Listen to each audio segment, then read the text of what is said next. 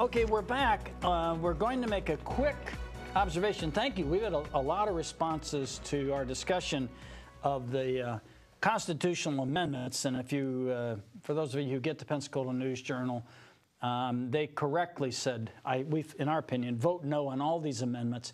They should not be on the ballot. This is inexcusable for the Florida legislature to do this, and I'm hoping the leadership of the Florida legislature will get the message. Stop screwing around with these ballots by putting things on there that you don't have the courage to vote on, and you're trying to dump it on the ballot, and then you tell the people advancing it how you can't do it. It has to be a constitutional amendment. It doesn't have to be a constitutional amendment. The League, don't take our word for it, the League of Women Voters, which is a very worthwhile and respectable institution, came out the same way. Same way. Vote against them all. They are things that shouldn't be in the Constitution, ought to be done by legislation. Some of them are misleading. There's the Religious Freedom Amendment, which is not going to advance religious freedom. And that's the single most misleading amendment, intentionally designed to mislead and deceive, and designed by the Florida legislature. You can ask your elected officials, what were you doing when you voted for it? That they'll probably deny they voted for it, but what are you doing trying to deceive people by telling them that they're voting for religious freedom? See, what's weaving in this amendment is this general prayer in school controversy. So people voting are thinking, boy, I'm going to vote for prayer in school, religious freedom. Has nothing to do with that. Has everything to do with changing the Constitution so the legislature can hand out money to any religious organization they want, including Islamic groups or any other groups. They can give them the money. There's not a thing you can do about it. Our Constitution now says, no, you can't be handing out money to religious organizations. You can't do it. It's taxpayer money. It's worked pretty well, hasn't it? It works great. I mean, we have a really sensible educational system. One of the things I'm not really in favor of is the way that Jeb Bush designed this unaccountability for money to charter schools, where they don't have to meet any of the standards that the state education system schools do. I mean, I think it's awful that we have that. But if it goes a step further and they can start handing out your money, our taxpayer money to any religious group that happens to have enough juice in the legislature, I mean, it could be a lot of money, millions and millions of dollars. Not good. Yeah. Not good. Yeah. And so, some of them, first of all, they're just delivering a very bad deal to the local governments. I mean, it's feel good up in Tallahassee, and the really money comes out of the city of Pensacola and the county of Escambia. Some of these things are well, we're going to give the widows of first responders or combat wounded veterans. It's a bad way to reward these people because it only rewards some of them. The whole thing is a mess and should not be in our Constitution.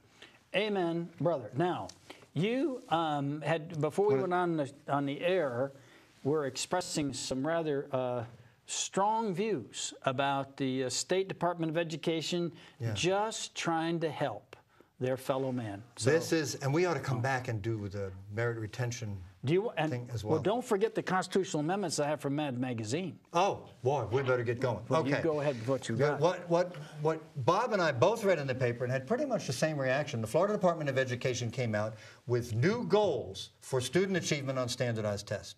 And they were laid out by race. I think the Asians were the highest. I don't know the numbers. But the Asians had to meet a higher standard, and then whites, and then you had, I don't know how it all broke down. But because I found the whole thing offensive, it's really suggesting to black kids, well, we don't expect you to achieve as well as other kids. But you know where it comes from? It's not the Florida Department of Education's fault. The national government, under whatever they're calling it now, the race to the top, or steal your money and give it back to you only if you obey us, or whatever the proper name for this ripoff is, they decide that, first of all, they decide that you have to measure according to race. Well, why should you? I agree. I mean, there are other ways to measure. Why don't you measure according to the parent's income? That would be a good way to measure. And I want to suggest to you, any way you measure. Let's say you measure tall people, then you find out, well, the tall people aren't doing as well, so we need to do something about that. And then I could be an advocate for tall people and say, you're getting ripped off. You're not getting your share of the money. And elect me, and I'll make sure that all the tall people get the money. So this really comes from the national government, and you have to comply, not by teaching everybody as well as you can, by making sure the gap closes. So everybody's the same. That's the idea, the national government. You think Republican kids ought to be held to a lower standard? I don't think that. Oh, you don't? I don't think we ought. Do you think we ought to report it?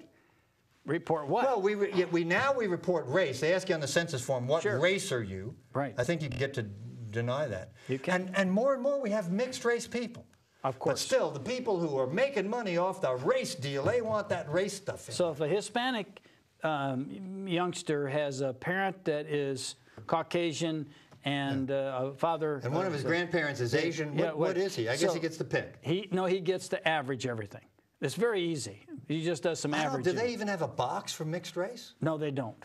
They don't. Here's the kind of nonsense that goes on. Elizabeth Warren, who looks about as white as anybody you can see, she is running for Senate up in Massachusetts, and she was passing enormous government regulations of the financial industry. Well, she scammed up some extra benefits for Harvard by being a Native American.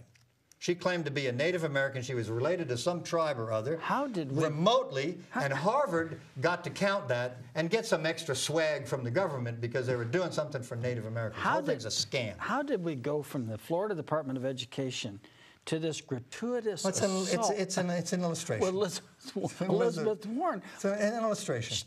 I had no warning that was coming. I'm caught dumbfounded. How am I supposed to respond to? You told me we were going to stay in the Department of Education. The way you can respond is a good point, and we'll move on. I mean, if you want me to tell you how to respond, what do you think? I need next week for Elizabeth Warren because she's a wonderful person. There's no defense for Elizabeth Warren. And she might have a little Indian. Okay, let's not go nuts. Some faint ancestor was a member of some but on the whole, Indian tribe. On the whole, I agree with you that these different standards for different kids. I don't know what motivated it. Maybe it's well motivated. Maybe you want kids to have goals they can meet or something. I don't know, but when you start meddling with something you start fiddling with something like that, you're not going to have a good outcome. I want to ask you the fundamental question. Okay. Should we track performance by race? No. I agree. No. What's that got to do with anything? If kids are doing bad, you give them help. If schools are doing bad, you give them help. Whatever the skin color is. And besides that, we're deciding things based on skin color. I mean, the whole concept of race is kind of fuzzy anyway. What's going to be more fuzzier and fuzzier is we have Asians, Hispanics, Indonesians, and they're all marrying each other. Now people are feel a lot more free to date and marry whoever they feel like. That you don't have to have the same skin color, and we're all going to be mixed up. A Jesuit priest at Holy Cross told me this a long time ago, because back in the 60s there were racial problems and stuff. He said, this is all going to be okay when everybody's intermarried and everybody's kind of the same shade of beige or something. Yeah. Which is, maybe that's the way we're heading. I certainly don't see anything wrong with marrying whoever you want, whatever color they are, and then your kids are a blend and they won't have a place to check on the form, but that's all right. I think maybe the most beautiful people in the world are Hawaiians. There are mixes there that are in 5 or 6 races or whatever. There are Eurasian children that are just exotic and beautiful. There are children from any I agree. Group all God's creation is beautiful. Yeah. Now, are you interested in some other constitutional? It's from Mad Magazine? Absolutely. Yes. All right, here's one of them. This is from the Detroit Very-Picayune News, okay? Proposition 94, they recommend vote no. What is that? Was this a real proposition or are they making it up? Well, you'll know when you hear it. Okay. Moves weekly meeting of City Council from room 17B, Town Hall, to lane 12, Midway Bowling Alley. Send Bob Forsberg a message, remind him that he knew when league night was when he ran for councilman last year. Vote no on Prop 94. That's pretty good. Okay, now. That's pretty good. How about this? The Phoenix Mud Flapper. Proposition 72, vote yes. Okay. Vote yes on Prop 22 allows 6-year-olds to drive themselves to school. Independent research proves immediate reduction in overcrowded buses. It's about time, yes, on Proposition 72. Okay, the Town Crier, all right, measures a panel of no less than 8 watchdog groups, each comprised of 12 to 14 independent consultants to oversee municipal government committees on overspending. Committees for smaller local government, subcommittees for even smaller local government, and committee against political cronyism and nepotism. Fiscal impact. It's probably negligible. Join Steve Wilson, Robbie Wilson, Elaine Wilson Bixley, and Jim Bixley of Wilson and Bixley Consultants in voting yes on Measure C. Okay? Proposition 23. Vote yes. This is from the Waynesville-Dorth Coupon Luck Penny Saver. Okay? Places strict 4-penny limit on penny dish grabs, preventing greedy shoppers from using the public sector to subsidize more than 4% of purchases per dollar spent. Our pennies are for everyone. All right, let me see what else I've got. 1 or 2 more. All right. Chuck Schumer wanted to pass federal legislation to lower the volume of commercials. Well, we're talking about silly stuff. Well, I kind of agree with that. All right, now, proposition, they just push up the prices, right? Because you have fewer in number. Okay, this is the Seattle No One Reads Daily. Invalidates an 1867 law against rolling a cannonball down the middle of Main Street during a hailstorm on a Tuesday in May while eating a pickle and wearing a hoop skirt.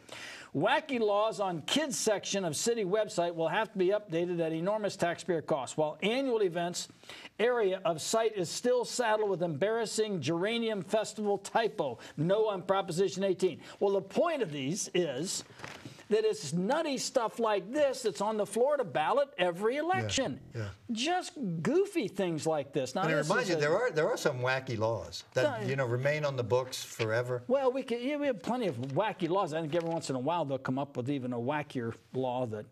But the other papers that they observe are the Intercourse Observer. That's USA Yesterday. Anyway, this is all available in the current issue. Quite a shill for Mad Magazine. All available in Mad Magazine, which is refreshing reading compared to. Well, you can have this on your. Keep this on your coffee table so that when your spouse is trying to watch Fox News, you can get an equivalent amount of rational thinking just by reading this. Okay. So that's for Fox News. What else you got today? Well, we touched on the amendments.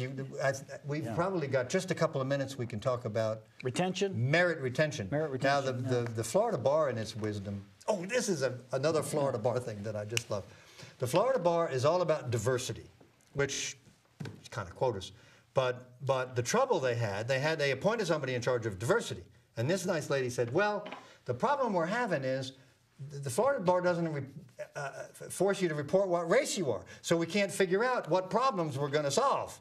So if you would tell us what race you are, then we'll come up with some problems to solve, and then we'll regulate everybody more. Perfectly rational to me. Yeah. How can you solve a problem if you don't know what the problem is? Right. You know, your thinking's a little bit fuzzy. You're thinking a little fuzzy. But let's see if we can reach a good suggestion for our viewers on these judges who are putting up with us in court all the time. Well, let's talk about what merit retention is. Merit retention, The Florida Bar did a survey, and nobody knew what merit retention is. That's because what appears on the ballot is, shall this judge be retained in office? That's pretty simple.